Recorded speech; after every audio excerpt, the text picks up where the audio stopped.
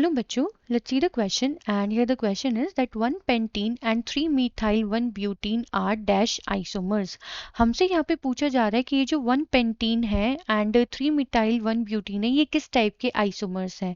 तो चलिए बच्चों करते हैं इस क्वेश्चन को and first of all let's see the key concept for this question.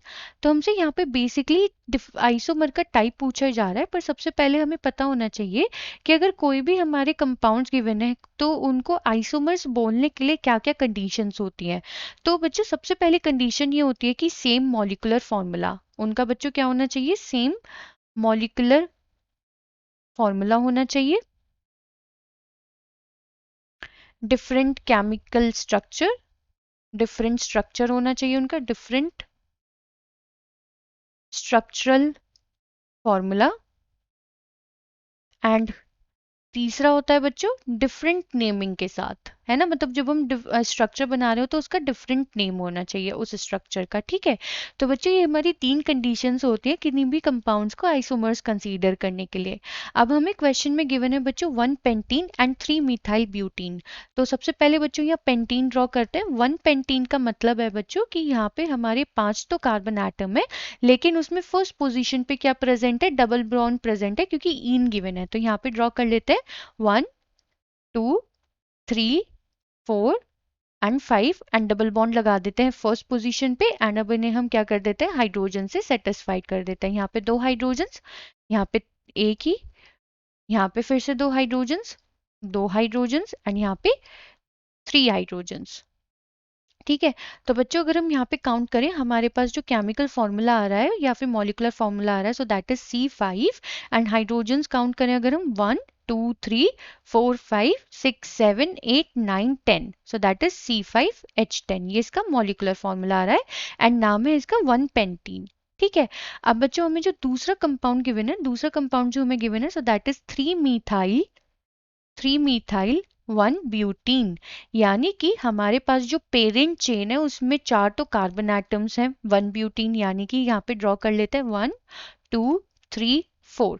First position पे डबल बॉन्ड है एंड थर्ड कार्बन एटम पे मिथाइल ग्रुप है. तो ये तो फर्स्ट कार्बन एटम हो गया, सेकंड थर्ड एंड फोर्थ यहाँ पे हमारा क्या है, मिथाइल ग्रुप है यानी कि CH3 है. ठीक है, एंड बाकी को सबको हम क्या कर देंगे बच्चों, हाइड्रोजन से सेटिस्फाइड कर देंगे.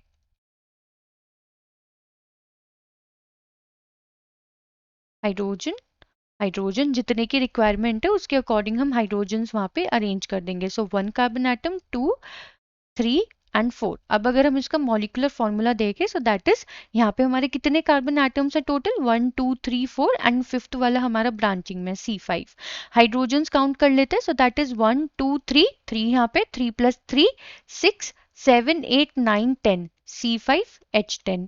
अब यहाँ पे अगर हम बहुत ध्यान से देखें बच्चों तो हो क्या रहा है कि मॉलिकुलर फॉर्मूला तो इनका सेम है तो ठीक है, डिफरेंट स्ट्रक्चर्स भी हैं, ठीक है, क्योंकि ये वाला हमारा ब्रांचिंग में आ गया. डिफरेंट नेम भी है, 1 पेंटीन 3 मिथाइल 1 ब्यूटीन, यानी कि आइसोमर्स तो है लेकिन किस टाइप के आइसोमर्स हैं. तो यहाँ पे अगर हम देखें बच्चों ये कार्बन एटम्स तो कैसे हैं, ये स्ट्रेट चेन में प्रेजेंट है लेकिन हमारी यहाँ पे क्या प्रेजेंट है, यहाँ पे हमारी ब्रांचिंग प्रेजेंट है. यानी कि हुआ क्या है कि कार्बन एटम का रीअरेंजमेंट हो गया या फिर हमारा कार्बन एटम एक डिफरेंट पोजिशन पे पहुंच गया है. तो ऐसे आइसोमेरिज्म बच्चों जो कि हमारी straight chain and branch chain के बीच में फॉर्म होते हैं,